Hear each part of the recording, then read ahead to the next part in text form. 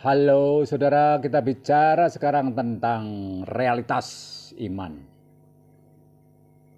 Iman itu betul percaya tanpa melihat. Namun ditulisnya keimanan Thomas muncul saat harus sesudah menyentuh luka lubang di tangan Yesus. Itu bukanlah kebetulan. Ini bukti pengikut Kristus bukanlah orang-orang halu. Kepercayaan kepada Yesus justru muncul setelah ditulis dalam gulungan tulisan masa sejarah yang sekarang disebut Alkitab.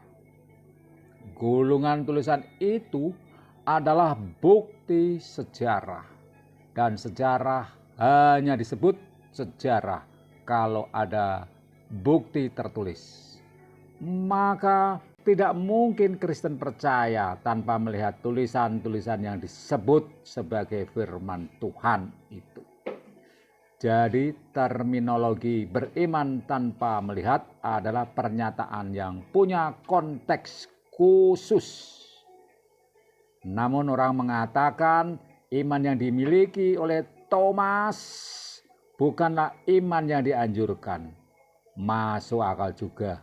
Semua yang ditulis di Alkitab bukan semua contoh yang baik. Ada contoh yang baik, ada contoh yang tidak baik, dan ada contoh netral. Apakah iman yang tidak dianjurkan itu kemudian berarti iman itu salah?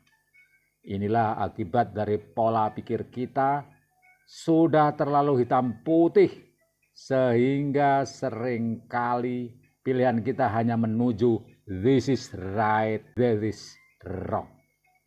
Padahal iman yang tanpa mencucukkan tangan, iman yang cukup melihat, iman yang cukup mendengar, semua itu adalah suatu realitas iman yang semua dapat diperbaiki untuk keimanan yang lebih baik. Nah, yang pasti melihat Tuhan tidak harus dengan mata. Yang melihat Tuhan dengan mata berarti makna sesungguhnya atau makna denotatif. Tetapi melihat juga dapat dengan hati, dengan mata hati. Begitulah tafsiran terhadap ayat Alkitab dapat dengan pendekatan dari berbagai sudut. Goal atau tujuannya memahami firman Tuhan itu secara menyeluruh untuk pembaharuan budi.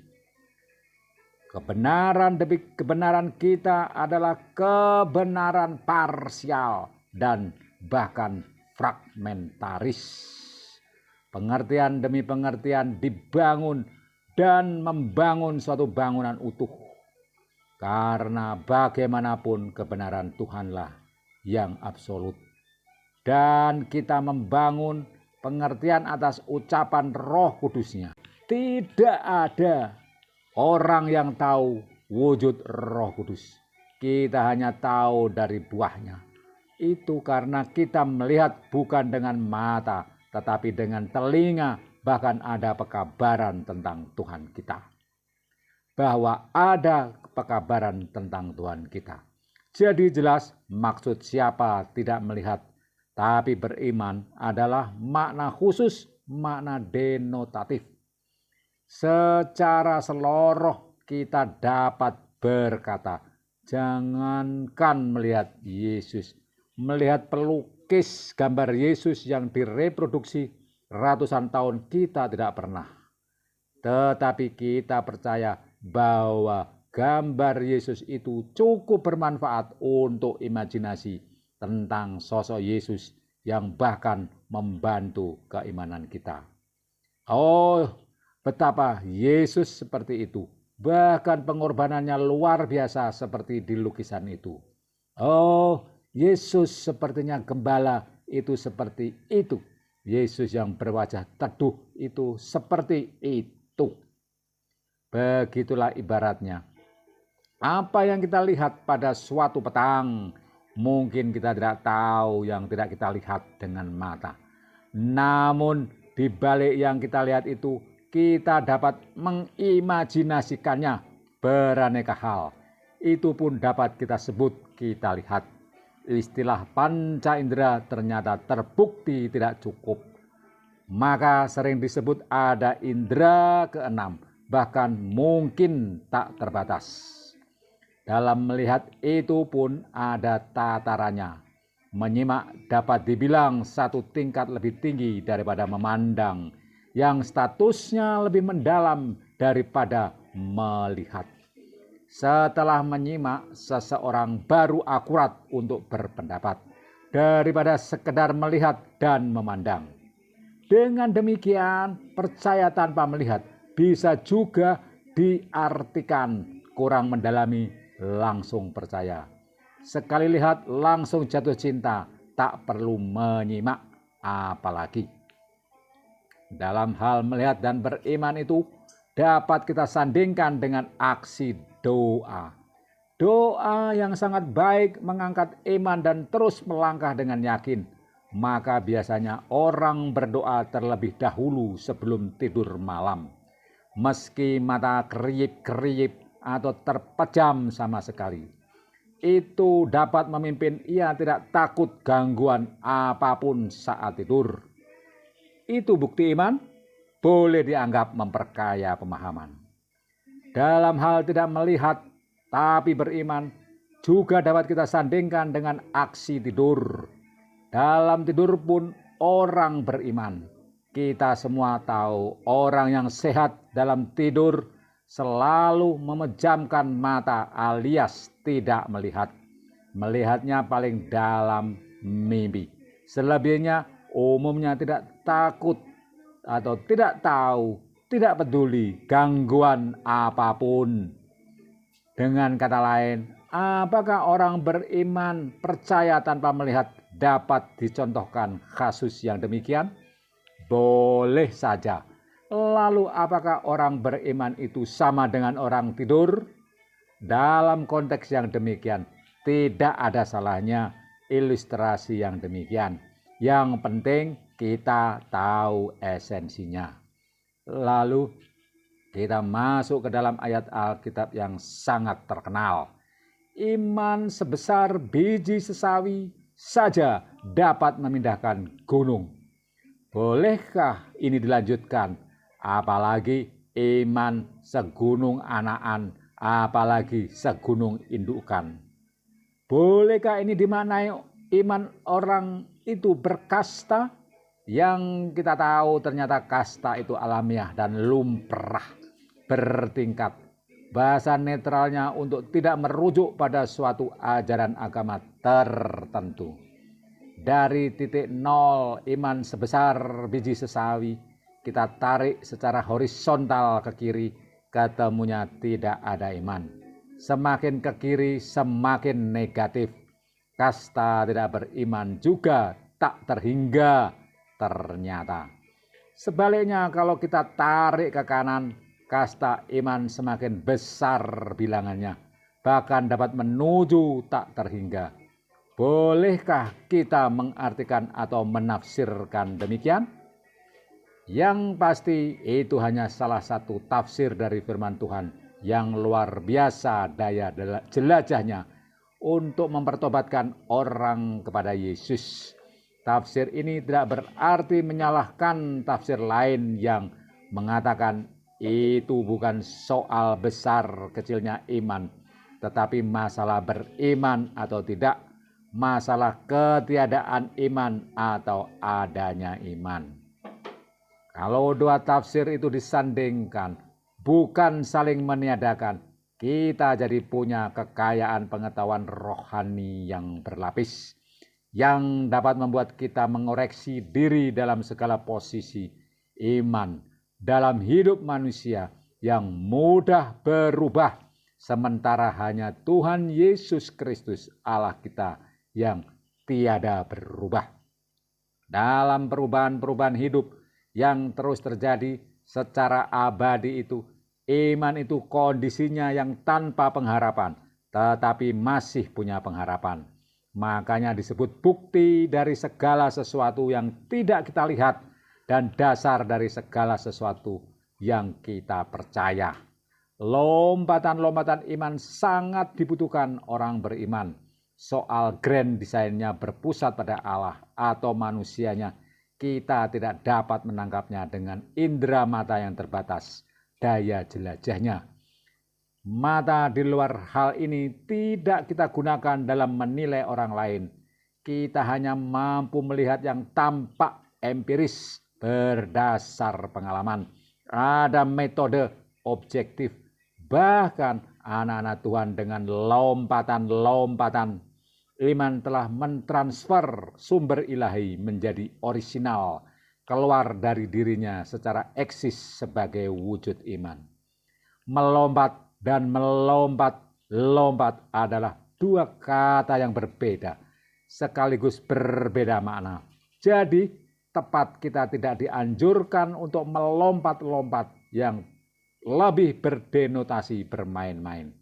Untuk melompat dalam olahraga lompat tinggi butuh persiapan dan tenaga terfokus.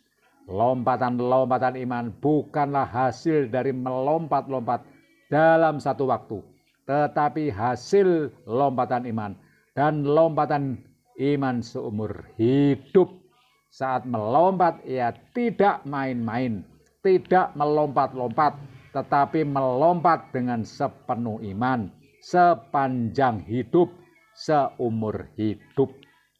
Yes, kita dapat menafsirkan dengan berbagai tujuan dalam naungan desain besar Allah melalui Tuhan Yesus sebagai kekayaan rohani yang patut disyukuri.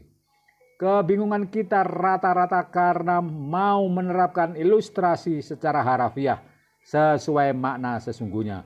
Para orang Yahudi bahkan murid-murid Yesus sendiri tak kurang-kurang gak dong, tidak mengerti, tidak jelas, tidak tahu apa yang dimaksud Tuhan Yesus dengan ilustrasi-ilustrasinya. Iman membutuhkan pembacaan dan dialog. Perintah setelah baptislah, ajarlah apa yang Yesus ajarkan kepada bermakna. Harus ada dialog pemikiran guna mengasah pemahaman dan menguatkan iman. Kalau Anda galau terhadap tulisan ini yang mungkin pesannya berbenturan dengan keimanan Anda, anggaplah semua tulisan ini tak lebih sekedar hiburan. Sangat dibutuhkan orang untuk relaksasi dan pengajaran. Yang pasti dengan iman meski tidak nonton hiburan, orang tetap dapat penghiburan dari Yesus, sahabat terindah. Dan ada tidaknya iman, besar kecilnya iman dapat diraba tandanya pada saat kita di dalam masa sulit. Namun jangan lengah. Dapat diraba pada masa sulit tidak berarti tidak dapat diraba pada saat tidak sulit. Iman adalah dasar pengharapan dari segala sesuatu, segala situasi. Pengharapan satu-satunya kepada Tuhan Yesus, sahabat terindah. Memupuk iman dapat dimulai sedari kecil atau usia muda. Jadi sekali lagi soal iman, kita dapat memperkaya pemahaman dari berbagai pemahaman yang ada. Tujuannya memperkuat iman. Tak usah khawatir, hal itu justru menurunkan atau menjauhkan Anda dari kondisi beriman. Kita punya filter dalam diri masing-masing. Filter itu adalah tuntunan Roh Kudus yang dikirim Tuhan Yesus untuk menyertai kita sampai kesudahan zaman. Begitu Tuhan Yesus naik ke surga. Apakah paparan yang demikian dalam tulisan membatasi logika, hikmat, kebijaksanaan firman Tuhan yang tak terbatas? Justru sebaliknya, karena paparan ini tidak memaksa Anda seperti Spinoza memaksakan cara pandang geometri terhadap tentang ketuhanan. Padahal cara pandang geometri Spinoza itu bagus, hanya sebagai salah satu ilustrasi. Masih banyak dan tak terbatas ilustrasi lain yang bisa dipakai. dan semua ilustrasi itu tidak ada yang sempurna. Masing-masing bagus hanya sebagai salah satu cara mendekati dan memahami kebenarannya yang absolut. Kita memang dapat menggunakan pendekatan eksak matematika untuk mempermudah pemahaman kita tentang firman Tuhan. Itu pun hanya sebatas sebagai ilustrasi.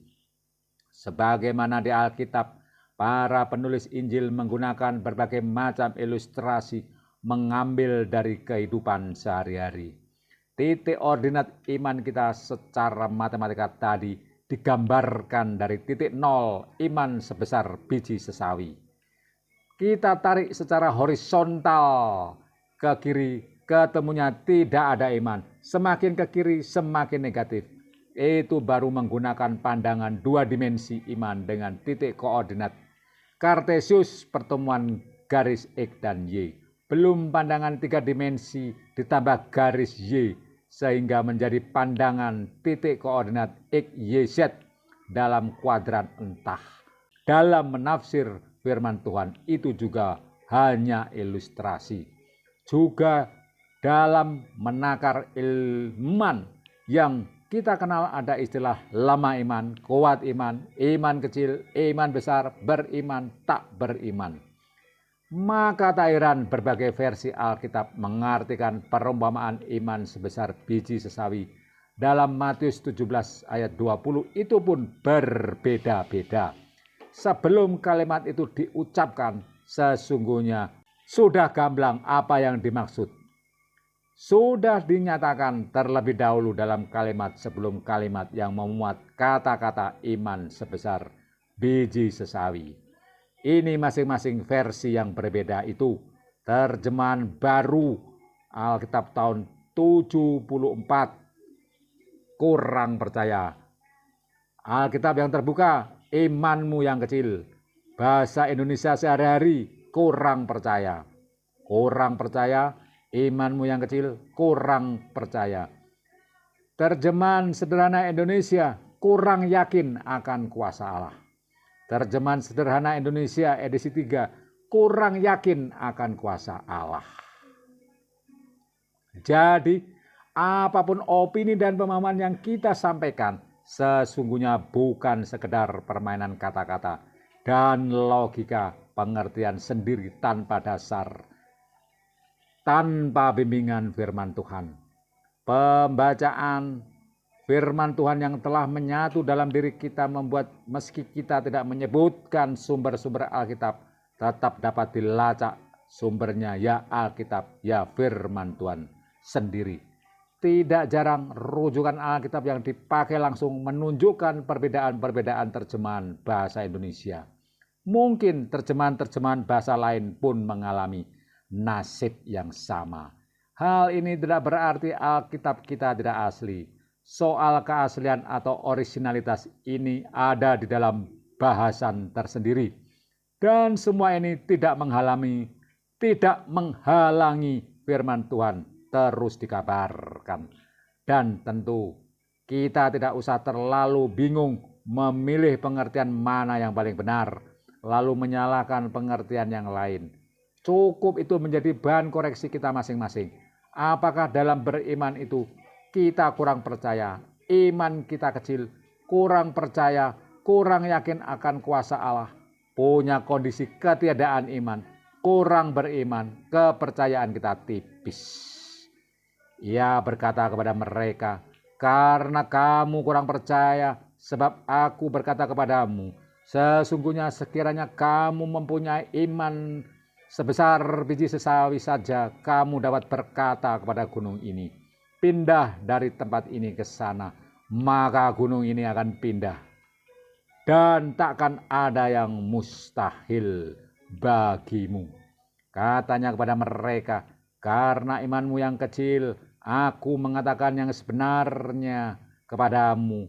Kalau kamu mempunyai iman sebesar biji sesawi saja, maka kamu dapat berkata kepada gunung ini, pindahlah dari tempat ini ke sana, dan gunung ini akan pindah.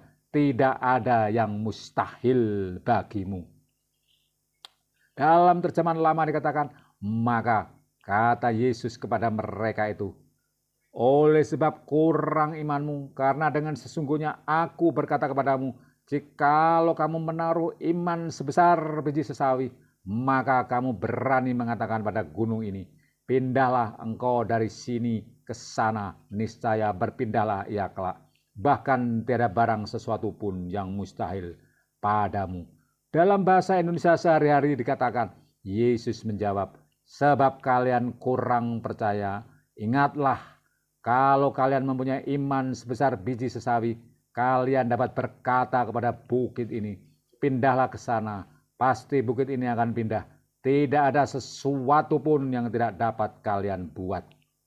Kata Yesus, kalian tidak bisa mengusir setan itu keluar karena kalian kurang yakin akan kuasa Allah. Yang kukatakan ini benar, kalau kalian mempunyai keyakinan sebesar biji sawi saja, kalian bisa berkata kepada gunung ini, pindahlah dari sini ke sana, dan pastilah gunung itu akan pindah. Dengan begitu tidak ada sesuatu yang tidak bisa kalian lakukan. Dalam terjemahan sederhana bahasa Indonesia edisi 3, kata Yesus, karena kalian kurang yakin akan kuasa Allah, aku menegaskan kepadamu, kalau kamu mempunyai keyakinan sebesar biji sawi saja, kamu pun bisa berkata kepada gunung ini, pindahlah ke sana, maka gunung itu pasti pindah. Dengan begitu tidak ada satupun yang tidak bisa kalian lakukan. Di dalam Modified Indonesia Literal Translation tahun 2008, dan Yesus berkata kepada mereka, karena ketiadaan imanmu, sebab sesungguhnya aku berkata kepadamu, jika kamu memiliki iman sebesar biji sesawi, kamu akan berkata kepada gunung ini, pindahlah dari sini ke sana, dan dia akan pindah. Dan tidak satu pun mustahil bagimu. Dalam Selaber kontekstual tahun 2011 dikatakan, sabda Isa kepada mereka, karena kamu kurang beriman, aku berkata kepadamu, jika kamu memiliki iman sebesar biji sesawi, maka kamu dapat berkata kepada gunung itu, pindahlah dari sini ke sana, dan gunung itu akan berpindah. Tidak akan ada sesuatu pun yang mustahil bagimu. Dalam Alkitab versi Borneo dikatakan, Yesus menjawab, ini karena kepercayaanmu tipis, sesungguhnya aku berkata kepadamu, sekiranya kamu mempunyai iman sebesar biji sesawi, kamu dapat berkata kepada gunung, beralihlah ke situ, maka bukit itu akan beralih. Tidak ada satupun yang mustahil bagi kamu.